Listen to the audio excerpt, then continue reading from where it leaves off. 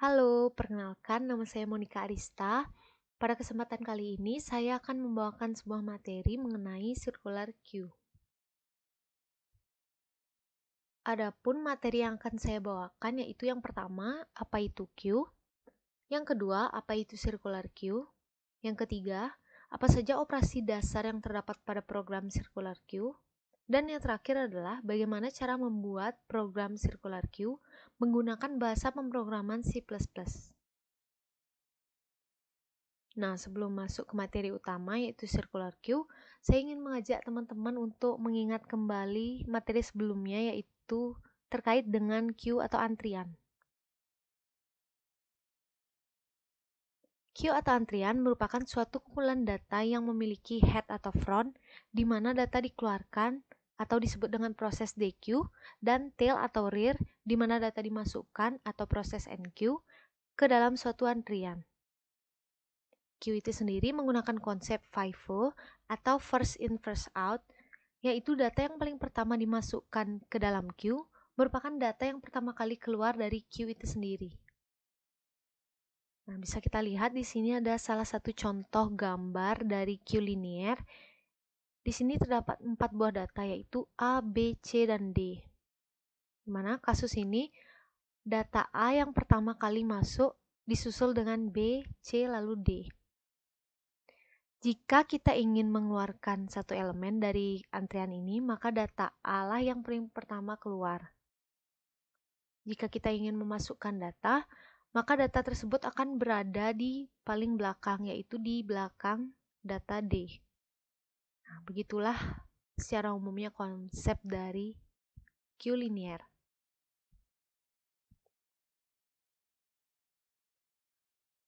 Adapun contoh implementasi queue dalam kehidupan sehari-hari yaitu antrian pada bank.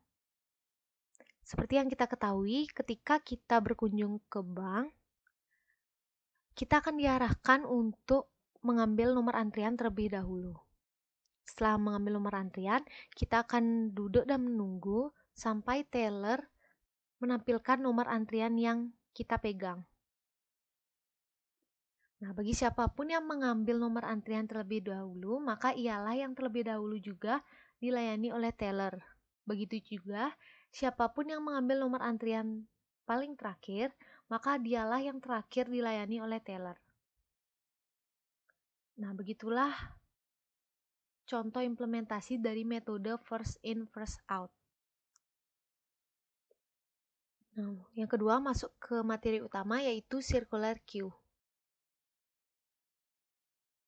Circular queue pada dasarnya adalah sebuah antrian dengan ukuran maksimal atau kapasitas yang akan terus mengalami pengulangan atau looping terhadap dirinya sendiri dalam gerakan melingkar. Circular queue digunakan untuk meminimalisir pergeseran pada queue linear. Dalam circular queue, meskipun posisi terakhir telah terpakai, elemen baru tetap dapat ditambahkan pada posisi pertama jika posisi pertama dalam keadaan kosong. Nah, bisa kita lihat di sini ada salah satu contoh gambar dari circular queue. Nah, perbedaan dari circular queue dengan queue linear biasa itu sebenarnya pada kapasitasnya. Di sini, dalam circular queue ini, kapasitasnya yaitu 8. Jadi, indeksnya itu dimulai dari 0 sampai dengan 7.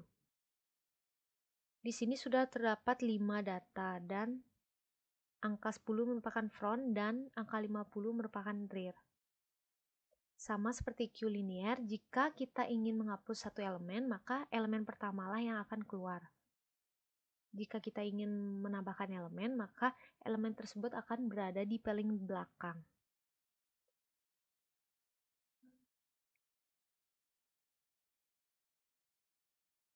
Nah, contoh implementasi dari circular queue itu adalah permainan biang lala.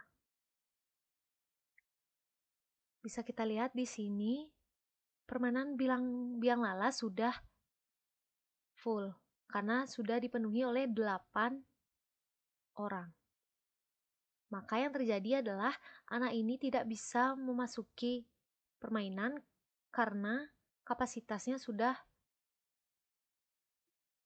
dalam kondisi penuh. Jika kita ingin memasukkan anak ini, maka kita harus melakukan proses penghapusan data atau penghapusan elemen. Setidaknya ada satu orang yang keluar dari permainan ini, baru kita bisa memasukkan elemen baru.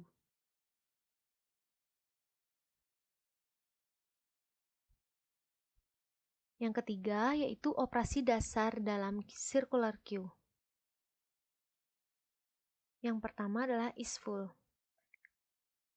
isFull itu merupakan fungsi yang digunakan untuk mengecek apakah queue atau antrian tersebut sudah penuh. Nah, isFull itu sendiri dibagi menjadi dua kondisi. Yang pertama, ketika front sama dengan 0 dan rear sama dengan size minus 1.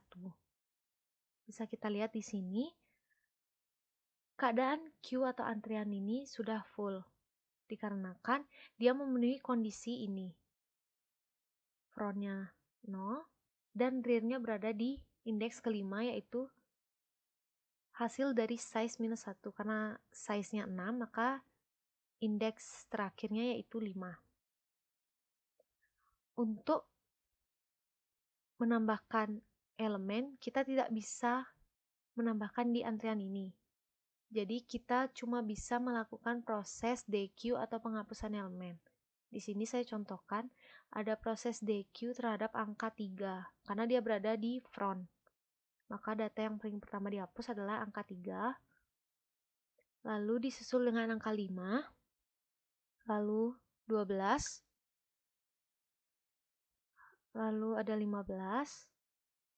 Nah, setelah itu saya kombinasikan dengan proses NQ angka 9. Nah, angka 9 itu sendiri akan masuk melalui di belakang data rear.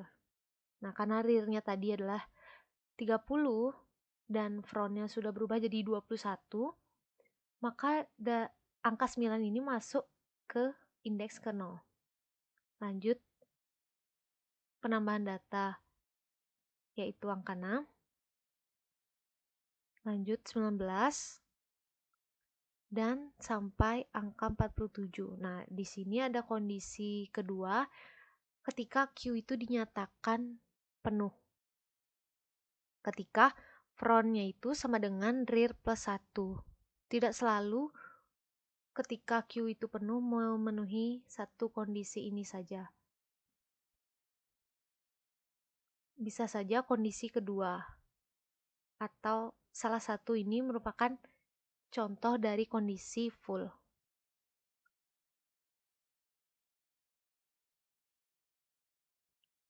isEmpty. isEmpty adalah fungsi yang digunakan untuk mengecek apakah suatu antrian atau queue itu masih kosong.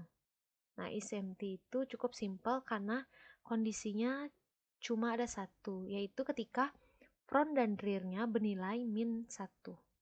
Kenapa min 1? Karena ketika kita masukkan data pertama atau elemen pertama, maka data tersebut akan berada di indeks ke 0. Maka dapat kita simpulkan jika tidak ada data sama sekali, maka front dan rear-nya akan bernilai minus 1. Yang ketiga adalah proses NQ. Nah, dalam operasi dasar ini, NQ itu merupakan proses penambahan data atau elemen ke dalam suatu antrian. Dalam proses NQ, sebenarnya kita harus mengecek apakah suatu antrian itu sudah penuh atau belum. Nah, karena di sini datanya masih kosong, yaitu dalam kondisi front dan rear-nya bernilai min 1, maka kita bisa melakukan proses NQ ini sendiri. Pertama, saya contohkan memasukkan data yaitu angka 3. Angka 3 ini akan berada pada indeks ke 0. Otomatis, data pertama ini merupakan front dan rear dalam satu antrian. Selanjutnya, yang kedua saya menambahkan angka 5. Angka 5 akan otomatis menjadi rear dalam satu antrian, sementara frontnya tetap berada di indeks ke-0, yaitu data pertama yang kita masukkan tadi. Selanjutnya saya menambahkan lagi data yaitu 12. Frontnya tetap di indeks ke-0, yaitu angka 3, sementara rear-nya berpindah kepada elemen yang baru kita tambahkan. Lanjut lagi, saya tambahkan 15, rear-nya berubah menjadi di indeks ketiga. Begitu seterusnya sampai Q itu dinyatakan dalam kondisi penuh atau Q overflow. Nah, proses NQ ini dapat kita simpulkan membuat rear-nya terus bertambah 1 sedangkan front-nya tetap.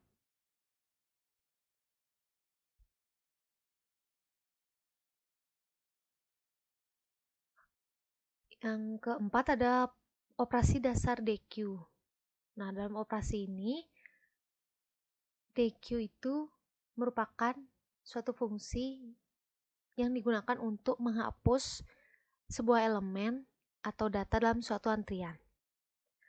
Dalam proses DQ, awalnya kita harus mengecek apakah antrian tersebut masih kosong atau tidak. Dalam kondisi ini antriannya terdapat data. Jadi kita bisa melakukan proses DQ. Ketika front-nya berada di indeks ke-0 dan rear-nya berada di indeks ke N-1, maka proses DQ itu akan dimulai dari front. Di sini saya melakukan proses DQ terhadap angka 3, lalu front-nya berubah menjadi di indeks ke-1, dan angka 5 otomatis menjadi front, dan rear-nya tetap di indeks ke-5. Selanjutnya, saya melakukan proses DQ terhadap angka 5, maka front-nya berubah menjadi indeks kedua. Sementara rear-nya juga tetap di indeks ke-5. Lanjut, saya melakukan proses DQ terhadap angka 12, maka front-nya berubah ke indeks ke-3. Sementara rear-nya tetap di indeks ke-5. Misal saya kombinasikan dengan proses NQ dengan menambahkan angka 9. Angka 9 itu akan menjadi rear dalam suatu antrian karena dia merupakan data yang paling baru kita tambahkan. Sementara front-nya tetap. Dan lanjut saya melakukan proses DQ lagi terhadap angka 15. Front-nya berpindah ke indeks ke-4. Sementara rear-nya tetap. Nah, dapat kita simpulkan bahwa proses DQ ini membuat front-nya terus bertambah 1.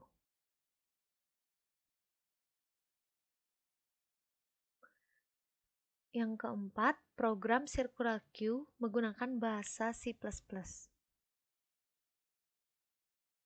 Nah, sebenarnya saya ingin menjelaskan secara umum algoritma mengenai NQ dan DQ saja, tidak secara spesifik tentang pemrogramannya.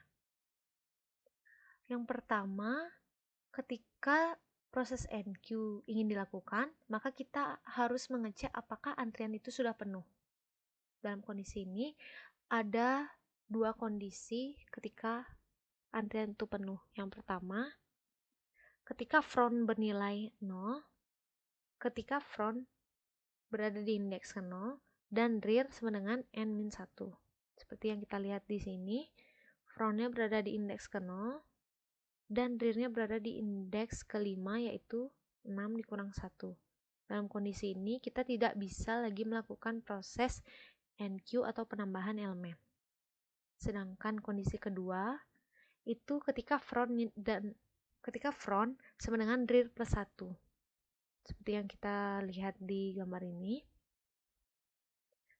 Tadi kan front-nya berada di angka 3. Misal saya melakukan proses DQ terhadap angka 3 dan angka 5, lalu saya melakukan proses NQ angka 17 dan angka 6.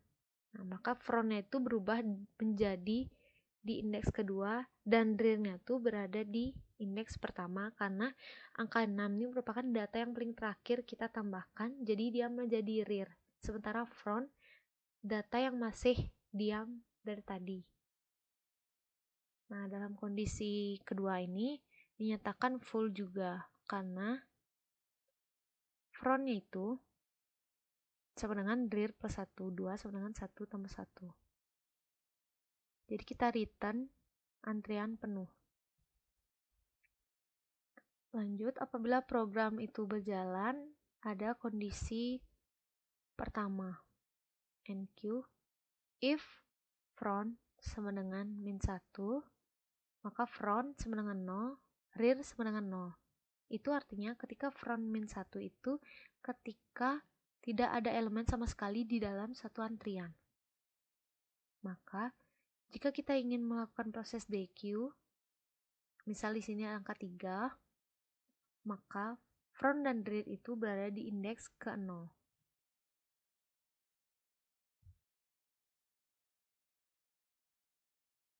Kondisi lainnya yaitu if rear sama dengan n-1, rear sama dengan 0.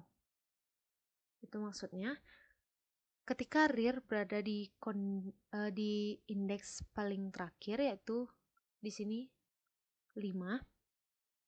Jika kita memasukkan sebuah elemen atau data, misal di sini 2 saya masukkan, maka rear itu akan berpindah menjadi indeks ke 0.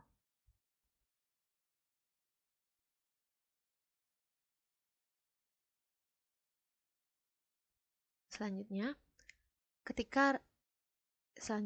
rear sama dengan rear plus 1 itu normalnya seperti ini. Ketika rear-nya berada di indeks kedua dalam data ini, jika kita melakukan proses NQ terhadap angka 15, maka rear-nya akan berpindah menjadi indeks ketiga. Otomatis rear itu bernilai rear tambah 1, rear awal 2 ditambah 1.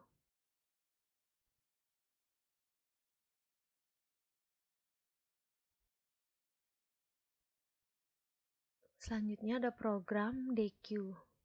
Di sini saya menggunakan delete key atau circular queue. Yang pertama, sebelum kita melakukan proses DQ, kita harus mengecek apakah antrian itu masih kosong atau tidak. Ketika antrian itu masih kosong, itu kurang lebih seperti ini. If front sama dengan min 1 dan rear sama dengan min 1. Seperti yang saya jelaskan sebelumnya, front dan rear bernilai min 1 itu ketika tidak ada elemen sama sekali di dalam suatu antrian. Maka kita return antrian kosong. Selanjutnya, jika program ini berjalan, ada kondisi pertama yaitu if front sama dengan rear, maka front sama dengan min 1 dan rear sama dengan min 1. Itu maksudnya ketika front dan sama dengan rear itu hanya ada satu bilangan dalam suatu antrian. Jika kita melakukan proses DQ atau penghapusan elemen, misal di sini ada angka 3 kita hapus, maka front dan rear-nya itu akan bernilai minus 1 karena tidak ada sama sekali elemen dalam antrian ini.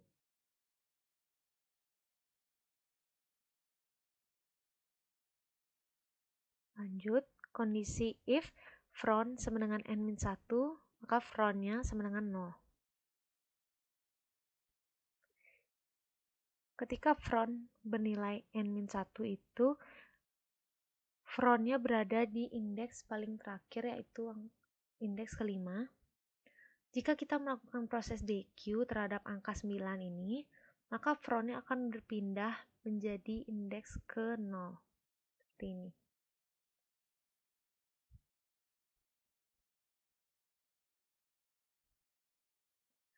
Lanjut kondisi terakhir yaitu front sama dengan front plus 1. Dalam contoh ini, front-nya berada di indeks pertama. Jika kita melakukan proses penghapusan terhadap angka 5, maka front-nya akan berubah menjadi indeks kedua, yaitu angka 12. Dengan kondisi front sama dengan front yang lama, yaitu 1, plus 1, yaitu 2. Nah, sebelum mengakhiri presentasi, saya akan menunjukkan program yang telah saya buat menggunakan bahasa pemrograman C++.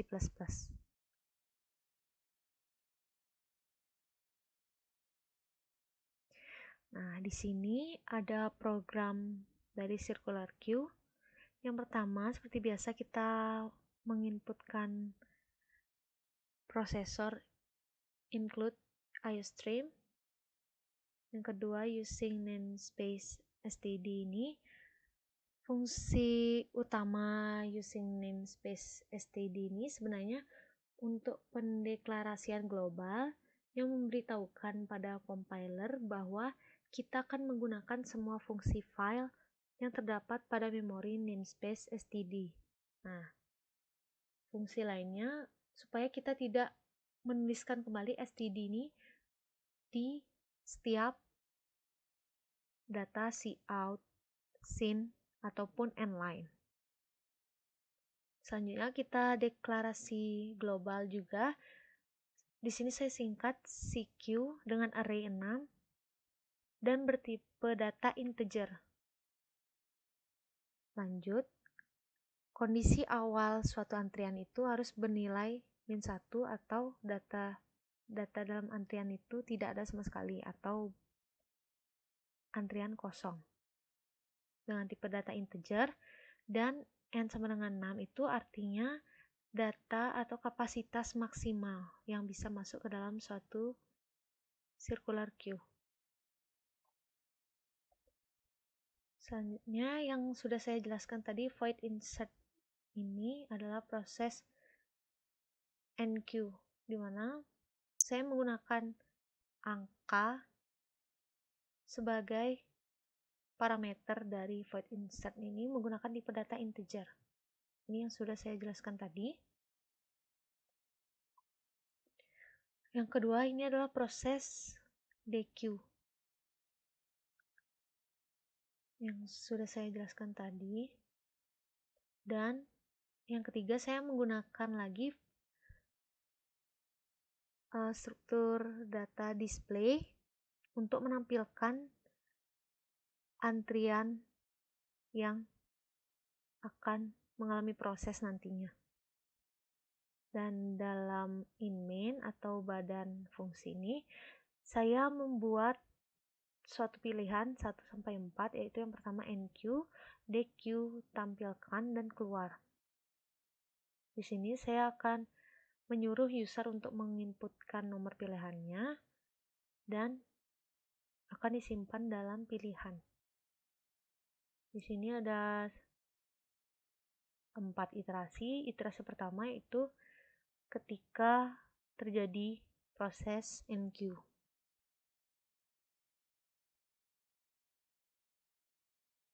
Enqueue.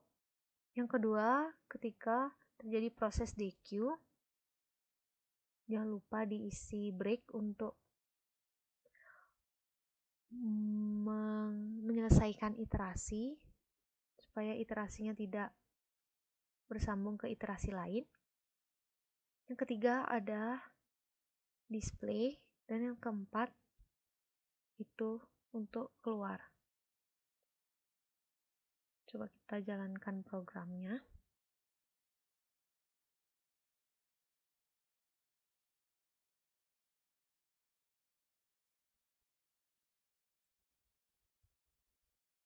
Nah, di sini user diarahkan untuk menginputkan nomor pilihan sesuai dengan yang ada. Misal kita ingin menampilkan terlebih dahulu. Nah, benar ya, antrian masih kosong karena kita tidak ada melakukan proses enqueue sebelumnya. Nah, maka dari itu sekarang saya ingin melakukan proses penambahan elemen. Masukkan angka yang ingin ditambahkan, misal saya ingin masukkan angka 40. Lanjut proses enqueue lagi, angka 50. Lanjut NQ lagi 60. Coba kita tampilkan. Nah, benar ya, angka yang sudah masuk itu adalah 40, 50, dan 60. Coba kita melakukan proses NQ lagi sampai Q itu dalam kondisi penuh.